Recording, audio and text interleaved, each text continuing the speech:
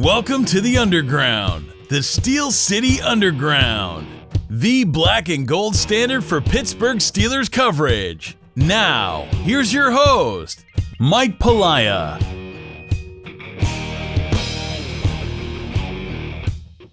Welcome, everybody, to another edition of Steel Nation Radio.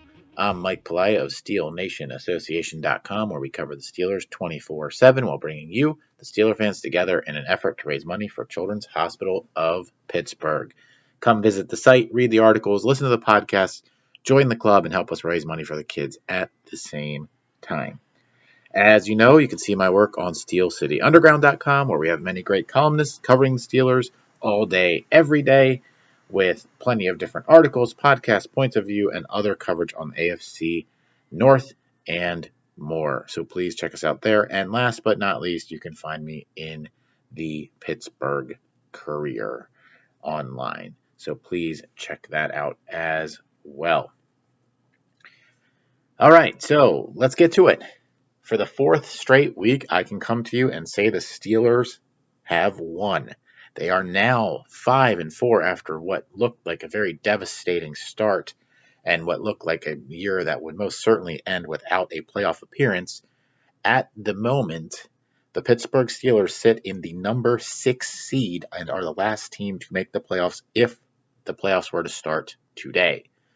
Now, as we all know, the playoffs do not start today. We have 7 more games to go, and that starts this Thursday on the road against the rival Cleveland Browns, who are actually coming off a victory over the Buffalo Bills. The Browns at 3-6 are very much hoping to cling to life. The Steelers can put them right out of their misery this week and then get them again in 2 weeks and end it for good. I expect that they will do that both times.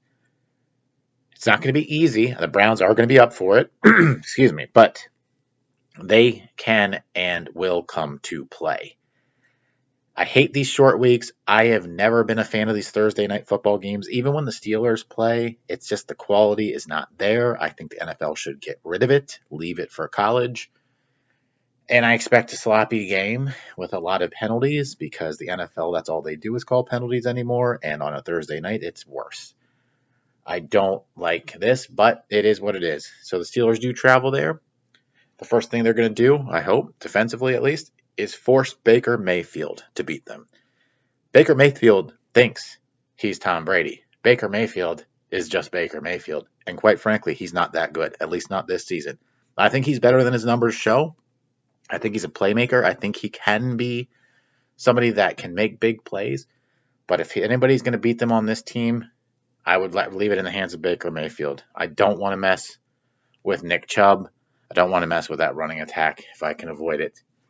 And I think that that's what they're going to do. They're going to force Mayfield to throw the ball. And I know that he's got Odell Beckham Jr. He's got Landry Jones. But Jarvis Landry. I always have the Steelers on the brain. He's got those two guys out there who are very, very, very good receivers. Both of them are number 1 type receivers. But you got to be able to deliver them the ball. And with this ball-hawking defense that the Steelers have right now, even if they catch the ball, they're not going to get very far. Minkah Fitzpatrick is going to be wherever that ball is. If that ball is a yard down the field, Minkah's going to be there. If it's 35 yards down the field, he's going to be there. And if it's 75 yards down the field, he's going to find it. I expect him to get another turnover of some kind, a pick, a fumble recovery, maybe both. This guy is turning into, and I said this before, but he is turning into the best trade since Jerome Bettis, and there is absolutely no arguing any of it. No arguing any of it. It's been a phenomenal pickup, and everybody that questioned this, I was not part of that group, but everybody that questioned this trade back in week 3, in between games 2 and 3, how do you feel now? They gave up a first-round pick for this guy, and he has been a game/season-changing pickup. It's been unbelievable. Best safety they've had since Troy, which has been about 5 years. And he's turning into a guy that already, after only playing 7 weeks here, has to be signed for a long period of time when his contract is up, which I believe is in a year or 2. They have time, but I think he can only go up. He's only 23 years old. This guy's going to get better and better, if you can believe that or not. Goodbye, Sean Davis, right? and that's okay. He elevates this team. And what this team is going to do this Thursday night, as they have for the last several weeks, is they're going to blitz the hell out of the quarterback, Baker Mayfield in this case, force him into bad throws, sack him. TJ Watt, Bud Dupree, as Freddie Kitchens called them, the best two edge rushers in the game. And they have been getting in the backfield without any resistance the last several weeks. And I expect that to continue again here. They are going to force Baker Mayfield to beat him. They're not going to let Nick Chubb beat him. Nick Chubb is going to have to try to get through that line, Hargrave and Cam Hayward. And if he does, Vince Williams and Devin Bush will be there to stuff him just 2-3 yards down the road. So I'm looking for another stifling defensive performance from this group. I think that they're going to put up another 4 to 5 sacks and get at least 2 more turnovers. And they're going to shut Cleveland down. They are. I think it'll still be a close game, however, and that being because the offense just isn't really producing a lot of points. Now, Mason Rudolph has been playing pretty mistake-free football, and I think that's worth noting. And for those of you that thought he was going to step in and be Ben Roethlisberger, the Hall of Famer, that's absurd. That's not fair. And for those of you that thought he was going to step in and be Ben Roethlisberger when Ben Roethlisberger was in his first year, also not fair. I've seen some stuff floating around online where Mason Rudolph has comparable numbers to Roethlisberger in his first year through the first 7 or 8 starts that he's had. But the eye test will tell you that Rudolph is not as good as that rookie Roethlisberger was, and that's fine. If he continues to grow and win the games, we'll take it because that's all we have at this point. There should be no clamoring for Duck Hodges. I love the way Duck played in the game and a half that he played. He did his job as a backup. He proved that he can be a backup. He didn't prove that he should be starting the season. No, I'm not anointing Rudolph as the heir apparent to Roethlisberger, but he was drafted, in my opinion, to be that. And given the fact that Roethlisberger is not playing this year, stop giving this guy a bunch of grief and allow him to play football. Yes, I do have a problem with how long he holds on to the ball, and he has to have better pocket awareness, especially within the end zone, having given up 2 safeties in 2 weeks. That can't continue, especially as they get down the stretch and they need those games, and they can give up 2 points here and there. It could cost them. But he is the starter for this season. He deserves the next 7 weeks. Let's see what he can do. I think Roethlisberger hopes to be back next year, and if he is fully healthy, this is his team until he says it isn't. But that doesn't mean that Mason Rudolph is not the future quarterback of this team either. We're going to learn that over these next 7 weeks, hopefully, maybe more if they make the playoffs. Offensively, they need to run the football.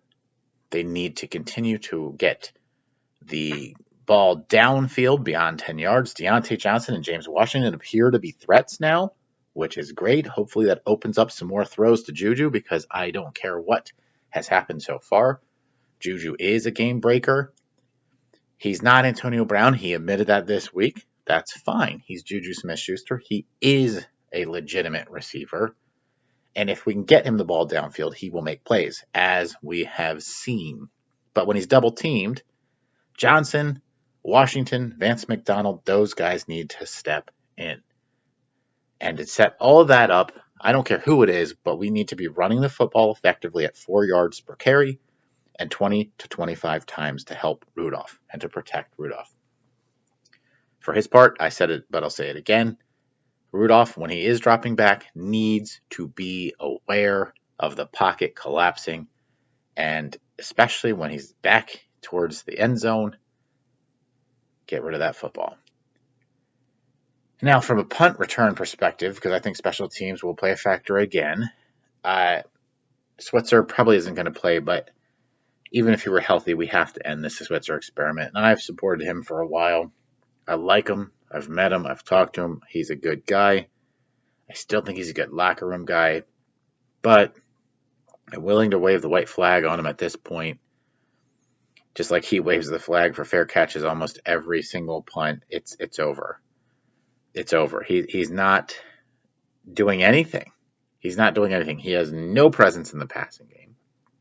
And he is not moving the football when he's returning punts and or kicks. Move on. Deontay Johnson, to me, is that guy. I think he can make some plays. He's got some of that flashiness that Antonio Brown used to bring to punt returns. And I think it's time to allow him to be the guy and see what happens. I think we'll see that against Cleveland. Boswell, as we continue with special teams, keep making those kicks. I think it's going to come down to him again, potentially. Maybe not, but he's got to make his kicks as he has. Stellar year, Pro Bowl year. What a bounce back. I mean, just an unbelievable bounce back. Really happy to see that for him. I'm glad he got that chance this year because I didn't know if he would. And then lastly, the penalties. Now, a lot of times I get on to Tomlin and talk about discipline when it comes to these penalties on the Steelers over the years. But quite honestly, this year, it's just been all over the NFL. The NFL is hard to watch. That game the other night against the Rams was hard to watch. There are too many damn penalties being called. Who knows what pass interference is? Who knows what anything is at this point? Who knows what a pass is anymore? I mean, quite honestly, things have to change with the NFL because their game is hard to watch.